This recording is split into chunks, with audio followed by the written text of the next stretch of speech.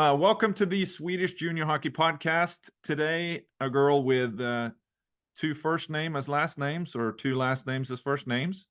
Felicia Frank, welcome to the podcast. Thank you. Goalie, recently just finishing up with Brynäs in the SDHL. Big news, coming to the US to play collegiate hockey with Quinnipiac. Exciting for you. Congratulations to start off. Yeah, thank you. And I've seen in social media, the thank you, Brynäs, for 3 good years. And we're going to talk about that. But what I thought we would do is kind of talk about three sections here. One, growing up in Falköping. We have some mutual friends there, of course. And then how is it to move from Falköping to Gävle in Brynäs? And hockey gymnasium with SDHL, and then moving forward to collegiate hockey. So take us back a little bit. Falköping, for those who don't know where Falköping is. Yeah, it's a small town. It's like 1.5 hours from Gothenburg. And maybe 2 hours or 2 hours from Stockholm? I think it's like 3. 3 hours, okay. Yep, I've been there. And we have some mutual friends. One of your teammates was a ex-teammate of my son, and on the team that I coached here in North Carolina when they were here in the US, Helmer Linder. Or, I mean, not Helmer, Herman Linder. Yes. And I heard stories about you, even back then, that, Felicia, because you played with the boys growing up. Yes, I did. It was amazing. Like, all the boys included me in the team, so it's just so fun to play with the boys. Yep. Take us back. Have you always been a goalie, or did you? No, like I was a player and a goalie at both at the same time, and I stopped playing as a player when I moved up to Gävle and Brynäs. Okay, so you even back in U14, U16, you played as a skater. Yes. Okay, didn't know that. Learned something today. And then and I saw also that you played with Joel Cruz, Albin Lindberg, who played there in Mariestad. We have some common connections there. They've done okay. Yes. And Ola Ruth, who plays for Rögle, also played a little bit in the SHL this year, I believe. J20 player. Yes, he's a nice player. Yeah, and really good. So what's it like? I mean, that's a kind of a small town, Falköping. What made? I mean, there's a lot of good hockey players just from that one team. Yes, like we got the opportunity to have a lot of ice time and some off ice and so on. So we got good opportunities to, yeah. But not ice there all year around. No, it's like from in the end of August to like March or something. Yeah, and a very cold rink, if I remember right. Yes. But now, this past year, Falköping's been shut down because of building a new rink. Is it finished yet?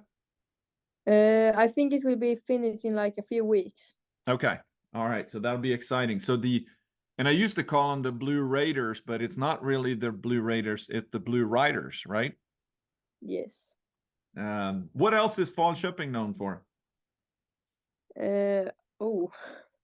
Like we have a lot of football or like a soccer teams. Okay. So yeah, and then we have 2 mountains. Yep. So yeah. The center of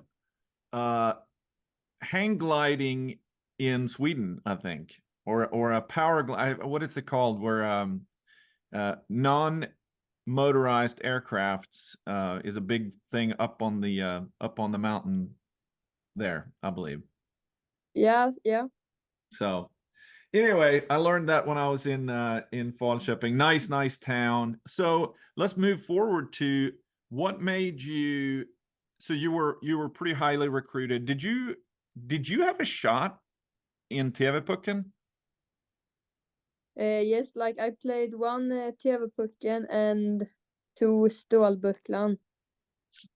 Oh yeah. So that's right. But you didn't play. That was with the women's or the girls TV-pucken, right?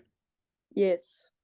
Did you have a chance to play with them? I mean, since you grew up playing and you held your own with the boys all the way up into that age, did you have a chance to try to play with the boys in TV-pucken? Yes, I had that chance. But you, is it a first of all, is it allowed? Yes, I think so. But they told me that they had like three other goalies that they would go with since I have the girls team. Yeah. But I think that the reason I bring that up is because it's not to build you up too much here, but you were that good. You could have played with the boys at that time, and you were right there. And then, so talk about recruitment because of, so back then you were one of the highest recruits into women's hockey gymnasium, right? Yes. What was that like? I'm sure that you got once once you were able to be recruited, did every team reach out or only some teams? Like only some teams. Like I told to like three teams or something that I was like, okay, I can go here and play. Yeah. And but as long as I talked to them, it got like one and two teams. And then after a few more weeks, when I have talked to like friends and mom and dad and my brother, it's got to be Brynäs. Yeah. Which growing up in Leksand, Brynäs not necessarily Brynäs and Mora was kind of the teams that you grew up hating. But a nice, I mean, talk about, and we'll talk about your family after this, but Gävle, bigger city, but not huge, right on the water. Yes, it's like an amazing city. It's like a perfect city to move to from Falköping. It's bigger but not that big, so that's nice.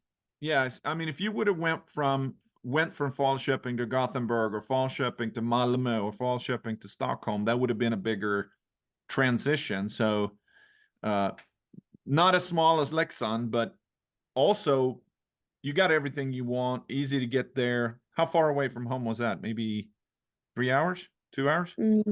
5 hours. Hours. Okay, that's right, from all the way down there. Okay, so talk about your family a little bit because your brother still plays, right, in Grästorp, right? Yes, yes. And what about your dad? Was he coaching you growing up? No, he coached like my brother, Okay, and then he coached the men's team in Falköping. I see. I see. And let's see, let's look up your brother because he is you're an '05, he's an '01, and he went a little bit of a different route because yeah, that's right. He played in Olofström, Karlskrona, and then he's been bouncing around a little bit and just finished the season there with Grästorp in trying to make it. They almost made it to Hockeyettan this year. It was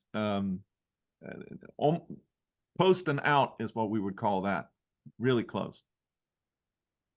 What kind of influence has he had on your career? He has had a lot of it because he went to hockey gymnasium in Olofström, and when he was done with that, I it was my turn to like search for it, Yep. and I talked a lot to him about it and how you can what you should look for in hockey gymnasium and so on. Yeah. But not one. So let me go back to this with when you were making the selection. So Leksand was never on the on the because didn't you go to hockey camps and stuff in Leksand? I did, but Leksand was it was not for me. Ah, hurts. It cuts deep. Um, but that's okay. That's okay. All right. So you make the move to Brynäs to Gävle. first time living away from home, right? Yes. How was it there? Did they have, like in Olofström, where your brother was? I believe they have kind of everybody lives in an apartment together that the organization owns. How is it in Gävle? Probably. Did you have an apartment, or what was the housing? Like I have an apartment, and in like the same house it's like 4 or 5 more Brynäs players. So Yeah, we are close to each other, but we have our own apartment. yeah. So all of a sudden you had to cook your own food. Yes. How was that? It was hard in the beginning, but now it's like kind of easy. Yeah, close to walking distance to the grocery stores, I'm sure. Yes. I mean, that's kind of looking back, that's the part in Sweden that is so convenient growing up, and for players that are playing hockey gymnasium. Yes, it's a big responsibility to live on your own, and you have to do all these things, but typically walking distance to the rink, walking distance to grocery stores, and it's fairly easy to live. Um, and you don't need a car. You can take the train or the bus everywhere. And I'm sure that when you guys had games, then you went with the team bus, and life is pretty easy from that standpoint. Yes, and like we bike a lot here, so Yep. I use my bike. Yep. All right. And then, so did you right away? So let's talk about SDHL, because the junior teams in Sweden for the women's is just now, or the league is just now getting started, right? Is it Yes, up and running now, or how many teams have junior women's? I think like it's a lot of juniors teams. I'm talking about Um, J18, J20, the equivalent versus youth teams. um, I'm not gonna. I don't know. Yeah, I think it's I mean, but you went straight in from the U16 playing co-ed, and then you went into SDHL. What was that like? Because you're young coming in, and now you're having to compete. How many goalies did they have at the time? They had 2 goalies and then me.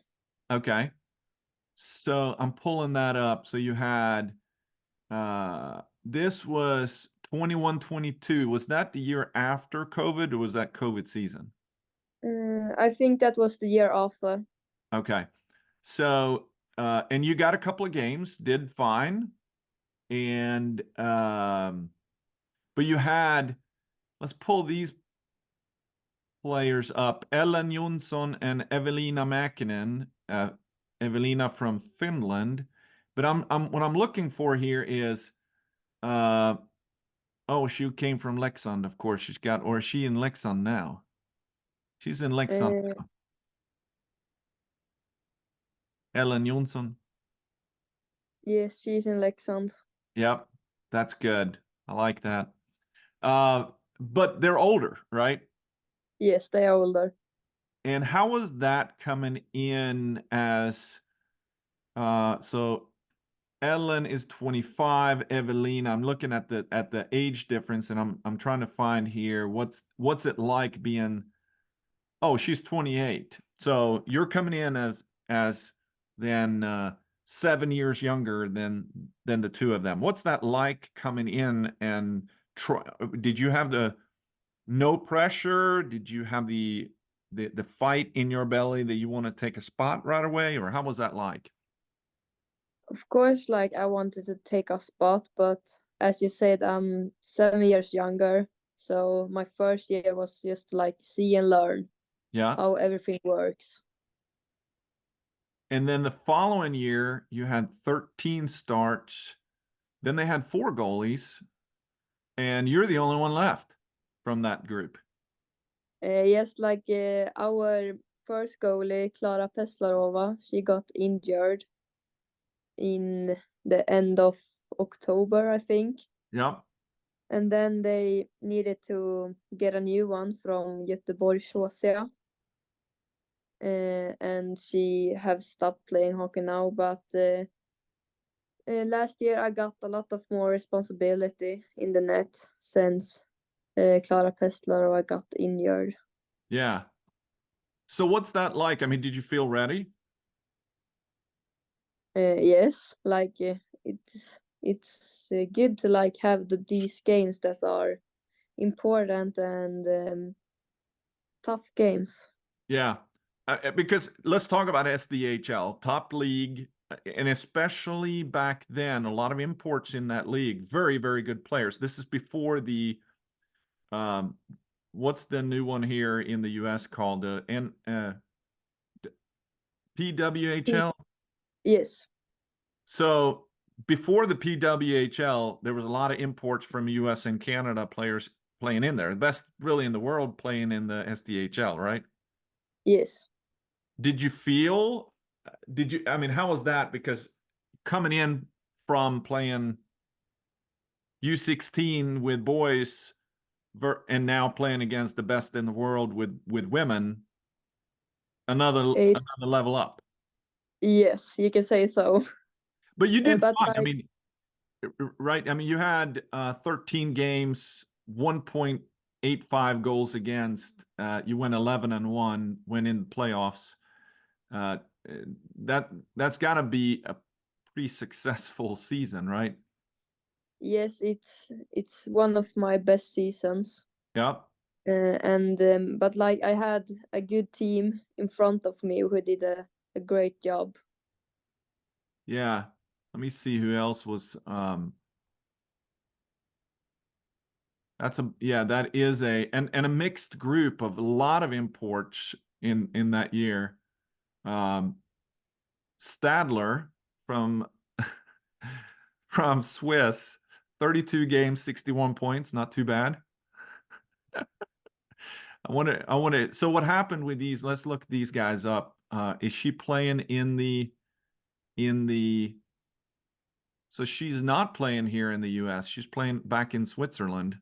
She's done okay. Yes, 17 17 games, 129 points in the Swiss league. yes, she wanted to move home and play there too. I think it was like be with her family. Yeah. She must be enjoying life, scoring a lot of scoring a lot of points. But then you also get the chance to play for Team Sweden in the under 18s. And what was that like? It was really fun. We was like a team that have all the players you need. So like no one believed in us, but we as a team believed in us, and it went pretty well. Yeah. Um, let's see here. So that was a tournament, right? Yes. Where did y'all go? Trying to find where the Uh, we played in Östersund. Okay, so it was a home. Yes. Home worlds. Nice. And what place did y'all get to? Because I'm now there you competing with Canada, US. Um, so quarterfinal? No, 22-23. Lost in the final. Yes. Were you in the net during the final? Yes, I was.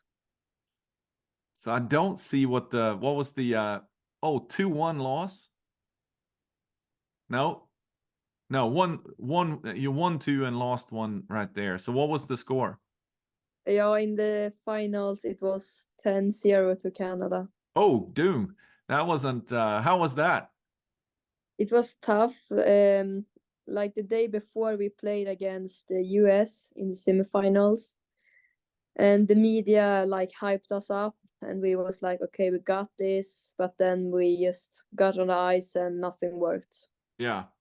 So we What's got like what's it like? I mean, you play at the highest level, you play in the final, and there's got to be a big difference too, though. Okay, they were good, but were they that good? So you played probably lower as a team than what you probably could have, but there's a class difference, right?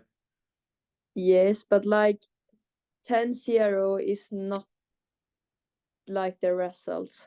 We really had a bad day and Canada had a good day, so Yeah. I would say like maybe 5-2, 5-3, something to Canada. Yeah. What's it like in terms of how, for you as a person being a goalie, how hard do you take that? Mm, not that hard. Okay. We we like just after the finals we it was pretty hard, but like when I when it had gone like 2 weeks, I could see back on the tournament and was like, okay, I can be proud. We did a good tournament. We faced the US in the semifinals and we won, and it was the first time ever they missed the finals in the under 18 world. So Yeah. it's good. I mean, that's got to be, is that something, how, is that something you worked on, or is that something you have naturally the ability to shed that off? Yes, it's 10-0, but shedding Mm, that game, because I'm sure that it can be good and bad to keep those things in your memory. yes, of course. Like, but since I come to Brines, I have worked on it a lot. How? What methods? Like, I don't know actually, I but mean, like I've just learned how to deal with it. yeah. What was it like when you were younger? Did you get more upset playing bad? Because you're not always going to play great. No, like when I was younger, I got really upset and was angry like 2 weeks after or something like that. Yeah. Well, that's good. And then, so let's talk about next phase here, or before we get into talking about college. But you've had some, so talking about a little bit of setbacks this year, not been the greatest of years because of pretty injury plagued year. Yes, like Talk about, I had an hip injury, so I had a surgery in April last year, yep. and it was like 6 to 9 months recovery. And yeah, after 6.5 months, I was back and played for like 4 weeks. And then after 4 weeks, I got pain again, so I needed to rest another 4 weeks. So it was like around Christmas, and then after Christmas, I was back full again. Okay. What goes through your mind there? Because that's major injury for a goalie. And common, but still, it's, does it go through your mind where you're like, oh, this is nothing, or does this get in the back of your mind like this is major? Like I don't know, like I just handle it and just learn to deal with it when it Yeah. went like it went. And then long recovery, but that's got to be uh you know hard to also, have you gone through injuries before this year? Uh, yes, I had like an foot injury the year before I went to Brynäs and Gävle, but not that long. It was like 6 weeks or something. Yeah. So this one you have to kind of get a different mindset moving forward. All really, you know, you can look at that on a positive side to say, okay, I've been through ups and downs, and it propels me or prepares me to be in a better spot in the future. But so let's talk about the recruitment here, about college recruitment, because college hockey in the US for women is huge, right? Yes, There's no difference. I mean, women's hockey in Sweden is now pretty big, getting a lot of notoriety, and for good reasons. One of the best leagues in the world. But then women's college hockey in the U.S. is got to be at another level, right? yes, that's what I have heard. So what's it like? When did you start thinking about Because I'm sure there's a lot of the players that you've played with that goes that. So there's already a migration pattern that goes over that way. But you have the ability to say, I'm going to stay here, be semi-professional, or you can get paid, but not great money. But now you have the opportunity. I'm assuming you finished gymnasium this past year. I will finish in this June. Okay, in this June. So now you're finished, and then you're going straight into college. But at what point did you start thinking, that may be interesting? It was after the Worlds last year. Okay. Like some college start to reach out to me, and then I got my eyes for it and was like, okay, I want to try it. And so how was what was the first time? Do you remember that somebody, a college team, came up to you and were like, what? Walk us through that kind of experience. No, but like our general manager in Brynäs texted me and asked for my email because some college wanted to reach out to me.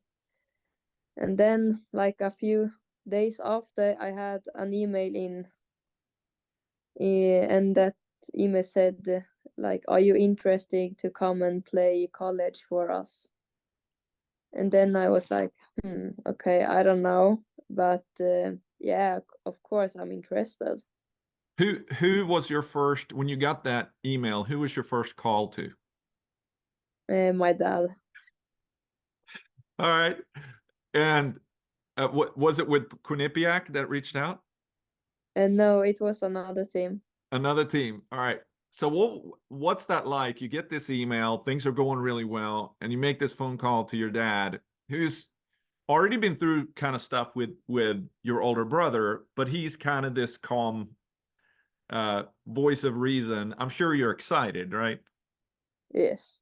But what's that conversation like? Did he kind of take you back down to ground level that, that's a way off or No, but like he was like, "Oh, okay. Are you kidding now?" I was like, "Yeah, no." And he was like, "Okay, but that's fun. Answer them and say that you are interested, and we will see how it will be." yeah. So how soon after that did you then you start getting more of them, right? Yes. So now you're getting like, no big deal. I'm getting these all the time. Now, maybe. But talk about this for a second, like just like when you were coming out of youth hockey and being recruited to go hockey gymnasiums, and now you're getting recruited for the for the women's national team, and now you're getting recruited um, from colleges.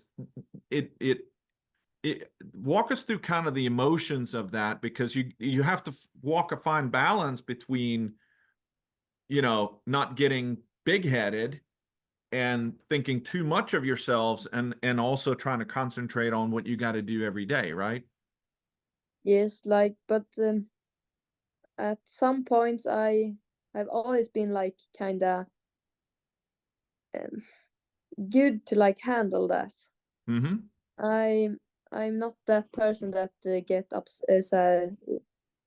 Like I can handle it. I don't get that much confidence about it. Yeah. Do you see that as a strength? Yes. Yeah. I mean, same thing about going through an emotion about not playing well or getting injured. You have these highs, and you want to be kind of, as a goalie, you want to be kind of at a level ground. So, but it is nice to be recruited. Yes, of course.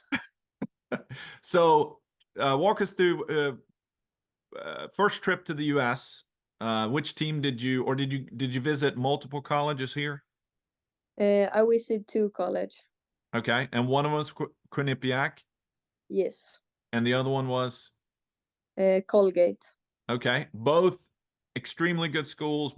What's it like? So you're coming over. Let me back up a little bit, because you play in a semi-professional league, did this, and on the men's side, it happens typically later, but you could have burned your eligibility in getting paid and be considered a professional. How does that work on your end? Did you get coached from the beginning that saying you don't want to get paid because it can impact your eligibility?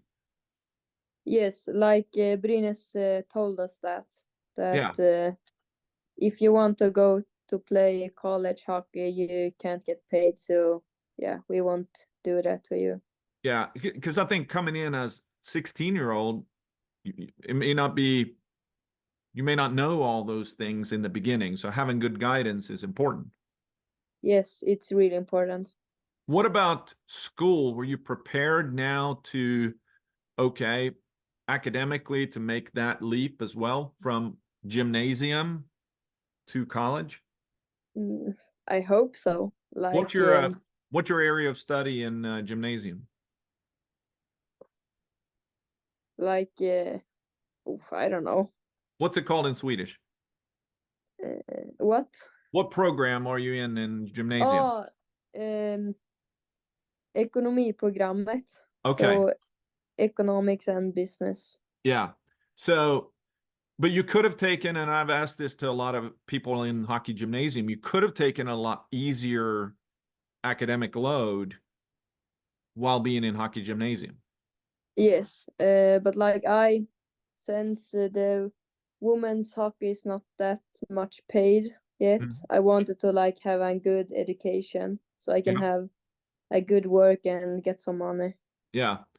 But it also prepare, I mean, and the reason I'm bringing that up is it's an important step that a lot of people, if you apply yourself harder, even in hockey gymnasium, it prepares you now.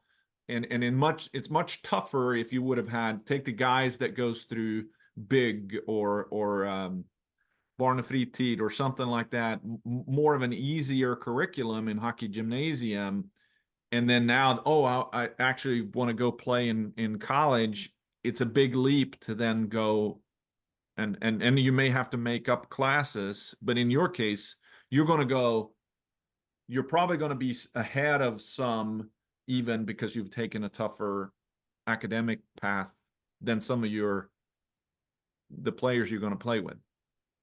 Do, Yes, do you like it's like kind of hard to like go economics and business since like we miss a lot of school when we have our practices with the team, so we need to do a lot of by our own.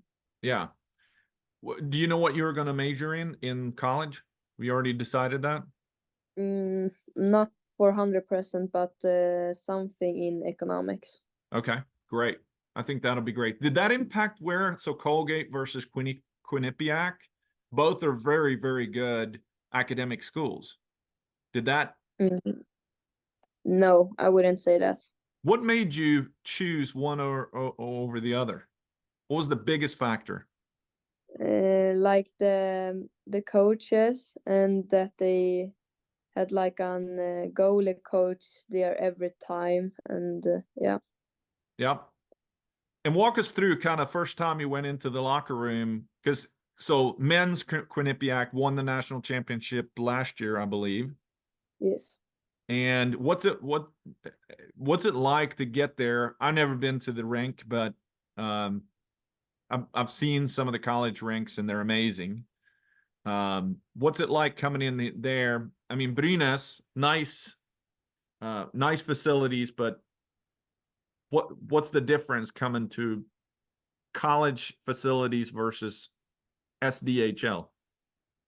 Like they have a lot of bigger locker room and like a lounge.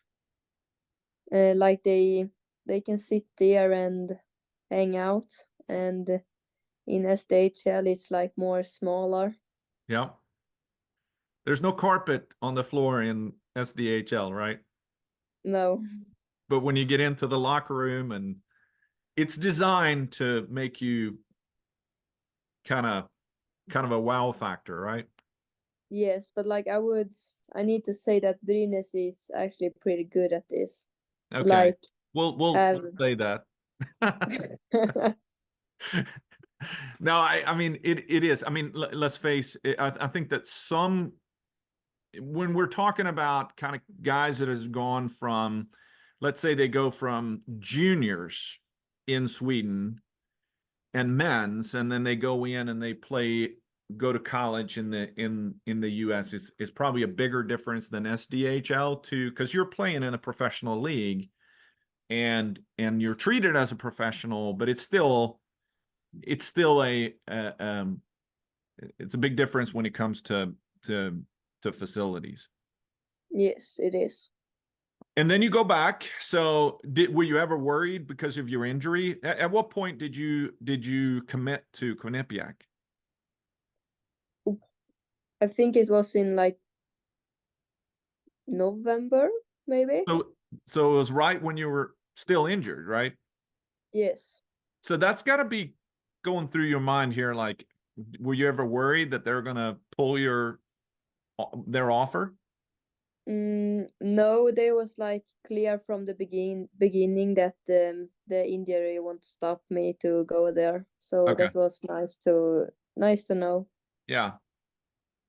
And so you've already had kind of this. It's got to be a nice feeling, timing wise, this is a perfect time. You've gotten great experience. You've had 3 years of development, living on your own, playing at the highest level that you can, and then you finish gymnasium. It's just the perfect transition to go. Yes, and it's like a reason why I want to go like all right away.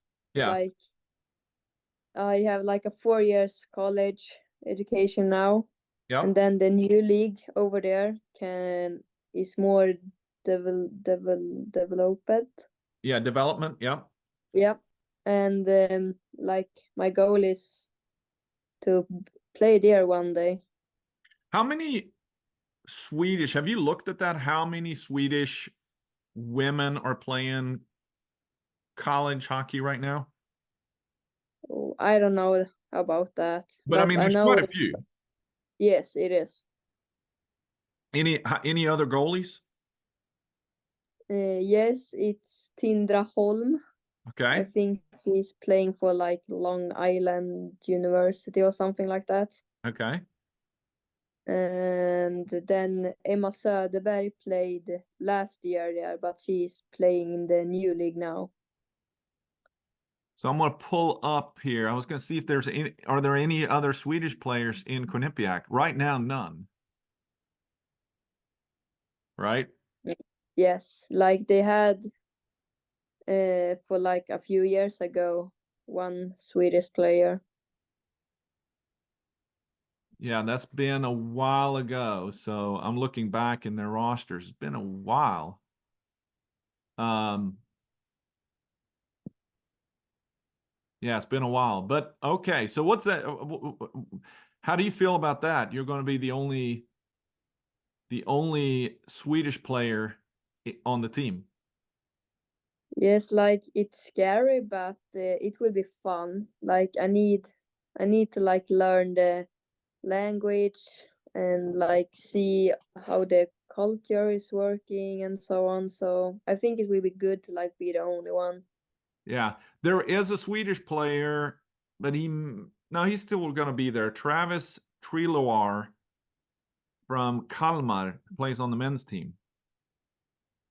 Yeah, I just saw that like a few days ago, so that's fun. Yeah.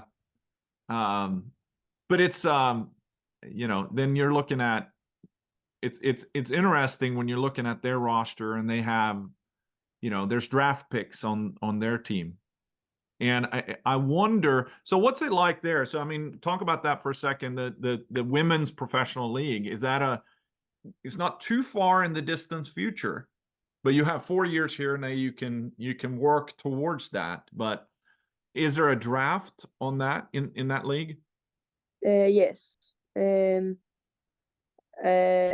not gonna lie, I don't know how it works, but I know it's like a draft.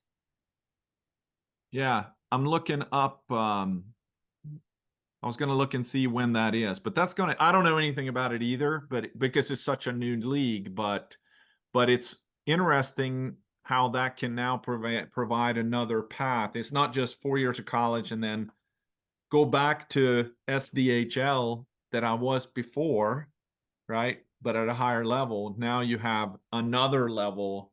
What about the national team? What's you didn't play in the national team since the U18. Is that also in the back of your mind? Yeah, of course. Like I always want to like represent Sweden. Yeah, So that's one of the goals next season to take a spot there. yeah. Is there a 20 and under women's option for national team? Or is it considered senior or adult? So you have 15 Yes, and under, yes. and then there's no 20 and under like World Juniors for women. No, it's not. Yeah. So that's even tougher. Yes, it is. Like we have something called Olympisk Offensiv, and that's like a camp for players that are away that can be for the Olympic team 2026 Okay. and 2030. So it's like you can say that's under 20, under 22 camp. Yeah. And you got to get there to get to the national team. Yeah, like I hope so. Well, I mean, I think that you're going to be in an awesome spot to be able to continue to develop, and with great facilities, great coaching, and incredible competition. I'm sure it's not just going to be. First of all, you're going to have to try to make starting spot. Are you going to be? How many goalies are you going to compete with? Two others? I think we will be like 4 goalies. Okay. Because they didn't know how I wanted to do if I wanted to like come like next season or the year after. So they recruited another goalie for their 5th year, Mm-hmm. and then they have 2 other goalies that are 04, I think. Yep. So what can't happen is you could be redshirting and not be counted towards your 4 years of eligibility, and so that's an option for you there as well. But I'm sure you want to earn a spot right away. Yes. Well, I mean, my advice is take your time, enjoy every moment. College is the best time. I went through a long time ago. I went through college way too fast, and my son is there he's the same age as you, and my advice to him is take your time, enjoy life now. Don't have to be in such a hurry to get where you're going. You'll get there quick enough anyway. So all right, well, that's gonna be fun to follow you for sure, and hopefully you'll get this kind of bump from being on the podcast now, and it's gonna be a boost for your career. Two things I want to wrap up with. Are you 19 yet, or turning 19 this year? I am 19. So, all right, you met yourself 2 years younger, 17. What advice would you give yourself? Things that you know now that you didn't know then? That's a tough question. Mm-hmm. I would say have fun. Like I maybe took the 2 years before for granted. So just like live live now and have fun. Yeah. And you're definitely going to have the opportunity to do that in Connecticut with Quinnipiac. All right, last thing, we have a partnership, of course, with Target Aid. Every guest will have a presence on their site. It's a fundraising opportunity where we are trying to highlight all the youth organizations out there. So the partner we're doing is called Klubben i mitt hjärta, the club in my heart. So which one is it for Felicia Frank? Falköping Blue Riders. Falköping Blue Riders. All right. I like it. They're going to get a big boost. Hopefully what we can do is help them with some content you got plenty of content. You're pretty well known in Falköping, but we want to highlight that. Hopefully, we can help them with raising some money. They've been down now for a year. It's going to be a big deal getting back up and running and gathering all these players back, which I'm sure that's not going to be a problem, playing at home in their hometown, and continue to develop players and good citizens on and off the ice. It's been fun talking to you. If you're ever in North Carolina, we don't have any women's college teams yet here, but I'm sure that college is growing all over college hockey is growing all over the U.S. So we want to hopefully we can get a women's team here soon as well. So good luck in the future. Thank you.